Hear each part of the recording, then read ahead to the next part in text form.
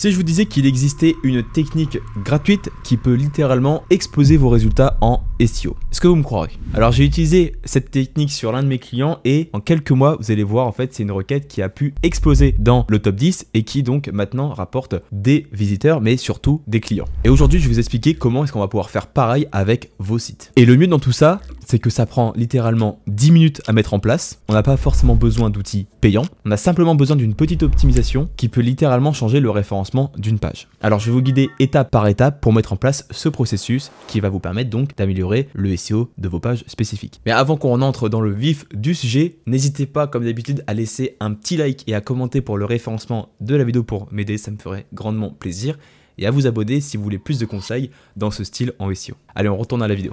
Bon, je vais pas vous mentir, aujourd'hui, je pense que vous le savez, 95% des pages sur Google ne dépasseront jamais la première page. Pire encore, la majorité des sites restent bloqués entre la 5e et la 15e position sans jamais atteindre le top 3. Alors qu'on sait très bien que si vous n'êtes pas dans le top 3, vous captez une part minime du trafic potentiellement généré. Des fois, vous n'avez pas forcément besoin d'avoir plus de backlinks pour pouvoir remonter sur une requête. Et ça, je vais vous le prouver aujourd'hui. Le truc, c'est que si vous êtes en position 10, vous captez même pas 1% du volume généré sur cette requête. Alors que quand vous passez directement dans le top 3, vous pouvez récupérer 5 à 10 fois plus de trafic. Alors au lieu de commencer par créer des pages ou de créer de plus en plus de pages, commencez d'abord par réoptimiser vos pages existantes et surtout celles qui sont positionnées entre la 5e et la 15e position. Je peux vous assurer que ça va vous faire du bien à votre portefeuille et en plus, ça va augmenter vos résultats sur le court terme en allant chercher, pourquoi pas, 2 à 3 fois plus de résultats. Mais le problème en fait, c'est que Google ne vous donne pas la priorité. Pourquoi? Parce que votre contenu lui envoie des signaux confus et il préfère mettre d'autres résultats à la place du vôtre. Et je sais ce que vous vous dites. Vous avez passé des heures à préparer votre page, que ce soit fait par IA ou pas. Vous avez mis tous les mots-clés que vous pensiez donc mettre. Vous avez structuré votre contenu comme vous le pensez. Vous avez mis des images, etc. Vous pensez avoir une belle page prête à performer. Et là, big flop, vous êtes même pas positionné ou alors vous stagnez entre la 5e et la 15e position. Je sais ce que vous ressentez, ça m'arrivait également à mes débuts. Et ça m'arrive encore d'ailleurs, hein, parce que je suis pas non plus tout le temps top 1 partout, c'est pas possible. Il y a 3 éléments que Google va vraiment analyser sur votre site ou votre page en priorité, et c'est notamment ces 3 rois. 3 éléments qui peuvent littéralement propulser vos résultats directement dans le top 3, mais que 90% des personnes vont directement éviter. Alors voici comment est-ce qu'on va pouvoir optimiser ces 3 rois et en plus en bonus à la fin de la vidéo, je vous donnerai une 4e optimisation que vous allez pouvoir ajouter pour en plus enrichir tout ça. Avant de savoir comment optimiser, il faut également savoir quoi optimiser. Et ni plus ni moins, on va s'intéresser donc aux différentes pages qu'on va pouvoir avoir en position 5 à 15. J'ai pris l'exemple, comme vous le savez, d'un de mes clients, donc Domicile Gym, que j'ai aidé il n'y a pas longtemps, donc sur la dernière année que j'aide encore cette année du coup. Et comme vous allez pouvoir le voir, il y a une requête par exemple qui était intéressante. Coaching sportif, tarif. Bon, petite requête à 720 de recherche, très intéressante. On a fait une page dessus, informationnelle, qui a tendance donc forcément un intérêt business derrière. Parce que ça, c'est le type de requêtes qui vont pouvoir avoir un enrichissement thématique, mais qui en plus vont pouvoir nous apporter du lead. Donc c'est exactement ce qu'on veut. Comment est-ce qu'on fait? Vous l'avez vu, en fait, c'était une requête qui était assez mal positionnée donc l'an dernier, pour le coup, qui était donc en 3e position, qui remontait tranquillement et qui d'un coup était par exemple à passer de la 15e à la 7e position, de la 8e et après de la 2e position et qui maintenant donc est repassé à la 4e position. Mais c'est juste un élément qu'il faut donc prendre en compte en SEO, c'est que c'est pas parce que vous atteignez par exemple le top 2 que vous ne devez plus toucher à la page, et c'est l'exemple typique, c'est une page notamment qu'on va devoir retravailler actuellement. Mais comment est-ce qu'on a fait par exemple pour passer de la 15e position à la 2e position, ni plus ni moins que entre août et novembre, donc en 3 mois. Alors que en SEO, on sait que la majorité des personnes vont vous dire qu'il faut à peu près 9 mois pour avoir des résultats. C'est faux. En 3 mois, et ici vous avez l'exemple clé, on a pu avoir des résultats avec une meilleure position. Commencez par extraire toutes vos pages, donc soit vous utilisez SEMrush, soit vous utilisez Google Search Console, vous faites un filtre entre les positions 5 et 15. Vous allez avoir une liste d'URL, donc en fait avec toutes vos pages qui se positionnent entre ces différentes positions. Ce seront vos pages à retravailler le plus tôt possible et donc le plus rapidement possible. Alors qu'est-ce que c'est les 3 rois? C'est ni plus ni moins que la balise title, la balise H1 et l'intro. Et là vous dites mais c'est tout? Oui, concrètement c'est tout et je vais vous expliquer pourquoi. En SEO, les premiers éléments les plus hauts de la page sont les éléments les plus analysés par Google. C'est ici que vous allez pouvoir optimiser correctement votre SEO, avoir un bon enrichissement sémantique, donc avec le NLP, donc Natural Language Processing, et ce qui va permettre donc à Google de comprendre le sujet d'une page. De 1, vous optimisez pour le moteur pour l'aider à comprendre le sujet de la page en question, donc pour être sûr en fait que toute votre page répond bien à la requête précise, et en plus vous aidez l'utilisateur donc à avoir l'information et donc la réponse à l'intention qu'il souhaite le plus haut possible. Donc vous avez un double duo gagnant, à la fois pour le moteur mais également pour l'expérience utilisateur, et comme on l'a dit, c'est quelque chose qui est de plus en plus important aujourd'hui. Premièrement, optimisation de la title.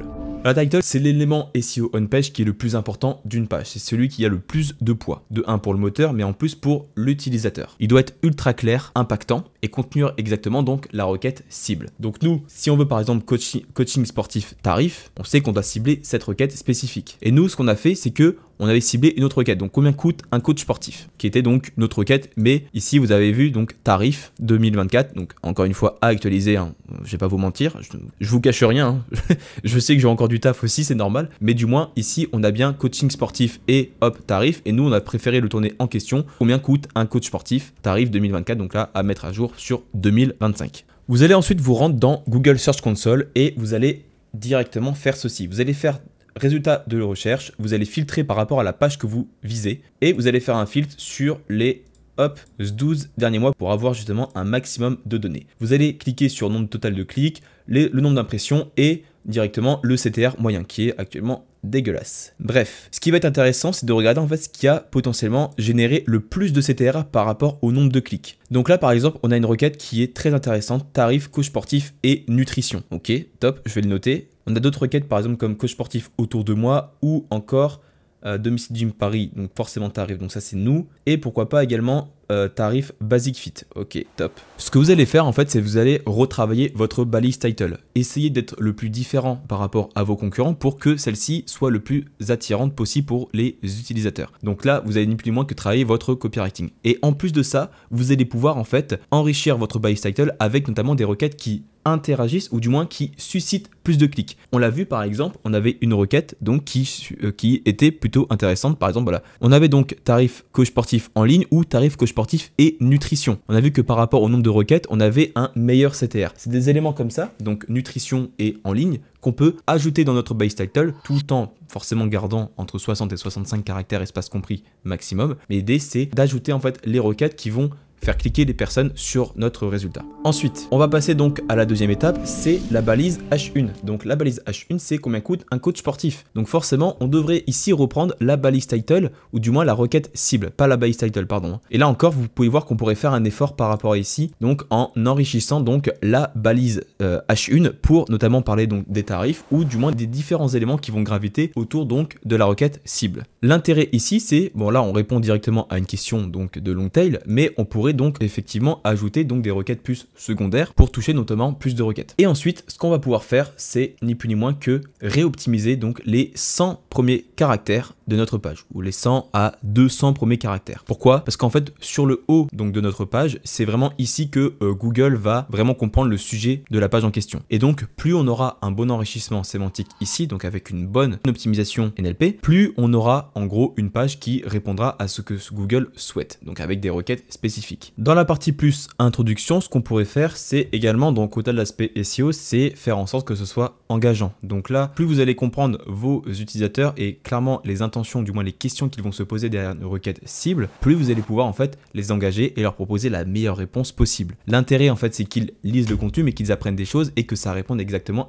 à ce qu'ils souhaitent. Donc clairement, là sur le coup, faites du ChatGPT, ok, mais faites-le de manière vraiment qualitative parce que ce qui va compter, c'est vraiment de donner l'information le plus haut possible à la personne, de mettre en avant également vos services ou vos produits forcément pour la conversion et surtout de donner envie à la personne donc de continuer sa lecture donc sur votre page. Et si vous faites pas ça, forcément c'est pas forcément très intéressant. N'oubliez pas, je pense en fait aujourd'hui que en SEO, ce qui va être surtout très intéressant, c'est le temps d'attention. Donc globalement sur tous les réseaux sociaux, etc. Aujourd'hui, ce qui est le plus important, c'est le temps d'attention. Donc plus vous allez pouvoir capter et comprendre vos utilisateurs précisément, plus vous allez pouvoir en fait adapter vos contenus et écrire pour eux en comprenant réellement leurs besoins et frustrations. Et en plus de ça, ce que je vous conseille forcément, c'est de passer par l'outil SERPmantix, donc que je vous recommande pour l'optimisation sémantique. Donc là, clairement, ce que vous pouvez faire, c'est reprendre directement tout votre contenu, regarder un petit peu au niveau de l'optimisation si vous êtes plutôt bien, et c'est par exemple de réoptimiser en justement ajoutant donc des termes techniques, donc des expressions sémantiques pour pouvoir enrichir votre page. Vous pouvez par exemple enrichir par exemple les 100 premiers à 200 premiers caractères, donc avec les termes qui vont manquer, et là clairement vous aurez une page qui va être beaucoup plus performante. Et vous avez vu qu'on n'a même pas encore parlé de netlinking ou quoi que ce soit. Là on parle vraiment purement du contenu. Et pour ceux qui vont me dire que l'outil est payant, oui bien sûr qu'il est payant, rien n'est gratuit dans la vie, mais par contre avec Serpentix vous avez quand même une optimisation offerte par mois, donc si vous voulez le tester, vous avez le lien dans la description. Ce que j'aime bien en plus avec Serpentix, c'est qu'il vous recommande donc de le retravailler tous les 1 an. Donc en fonction de l'évolution des concurrents, de comment est-ce qu'ils fonctionnent, comment est-ce qu'ils optimisent leur contenu aussi, l'outil en fait va vous donner une recommandation